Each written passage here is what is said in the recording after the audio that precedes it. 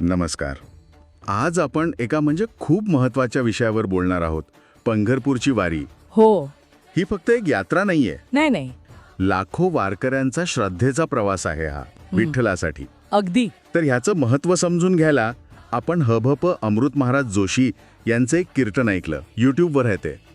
त्याचा आधार घेऊया आज. छान विषय निवडलाय. महाराजांनी कीर्तनात वारीबद्दल जे सांगितलंय ना, ते फक्त चालण्यापुरतं नाहीये. बरोबर. त्याचे आध्यात्मिक सामाजिक पैलू ते किती खोल आहेत हे समजून घेणं आजच्या चर्चेचा उद्देश आहे आजचा. नक्कीच. चला तर मग बघूया काय काय विचारत कीर्तनात. महाराजांनी वेगवेगळ्या वाऱ्याचा उल्लेख केलाय. माघ, कार्तिक, आषाढी. हो, केलंच.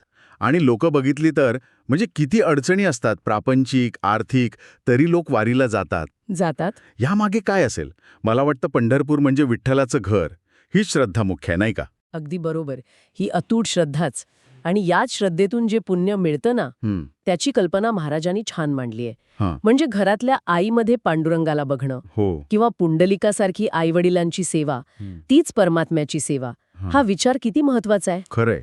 हे काय शिकवतं की वारी म्हणजे फक्त चालणं नाही, ते आपलं कर्तव्य आणि आपलं आध्यात्मिक ध्येय यांना जोडणारा अनुभव आहे. हो, म्हणजे नुसता प्रवास नाही हा. बिलकुल नाही. तो कीर्तनातल्या श्रीमंत माणसाचा दृष्टांत, तो पण खूप परिणामकारक वाटला.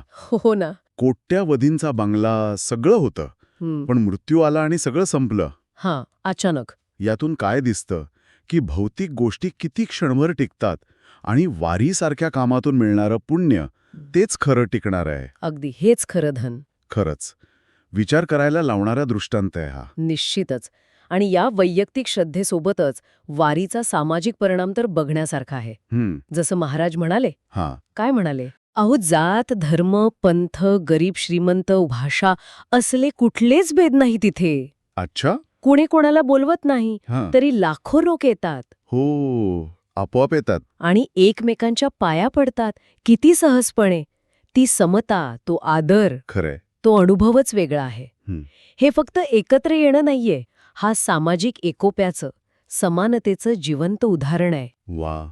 आणि चंद्रभागा नदीतल्या स्नानाबद्दल पण बोलले महाराज. हो, त्याचे फायदे. त्यांचा स्वतःचा अनुभव, त्यांचा विश्वास की त्या पाण्याने इन्फेक्शन होत नाही म्हणे. अच्छा. त्वचा चांगली राहते, स्मूथ. अच्छा. समाधान मिळतं आणि देवाची कृपा.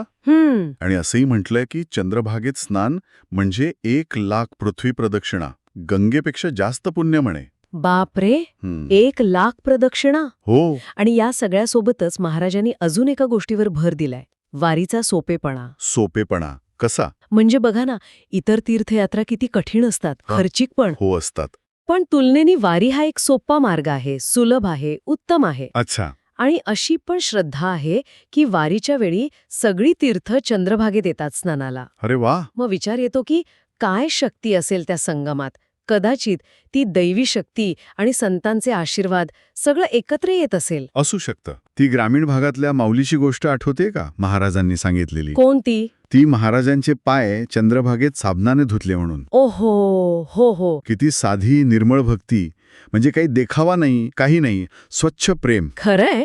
ते ग्रामीण भागातलं प्रेमच वेगळं असतं, निर्भय आणि स्वच्छ. आणि अजून एक गोष्ट, एवढी गर्दी असते वारीत, प्रचंड, पण संघर्ष नाही, भांडणं नाहीत, कुणी धक्का पण लावत नाही. आश्चर्य येते. सगळ्यांचा उद्देश एकच असतो, विठ्ठलाचं दर्शन. बरोबर. आणि त्या वातावरणात ना एक शांतता असते, एक शिस्त असते, जणू संतांची उपस्थितीच जाणवते तिथे.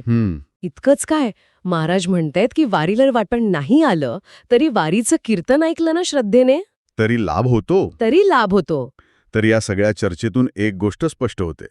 वारी म्हणजे केवळ एक यात्रा नाही, ती एका मोठ्या सामाजिक आणि आध्यात्मिक ऊर्जेचं प्रतीक आहे, जी वैयक्तिक श्रद्धेला सामूहिक अनुभवात बदलते आणि जीवनाची खरी मूल्य, भक्ती, सेवा, समता यांची आठवण करून देते. पुण्य मिळवायचं, समाधान मिळवायचं, एकत्र यायचं, देवाजवळ जायचं साधन आहे हे. अगदी बरोबर मांडलं. खूप छान वाटलं हे सगळं ऐकून आणि समजून घेऊन. हो ना.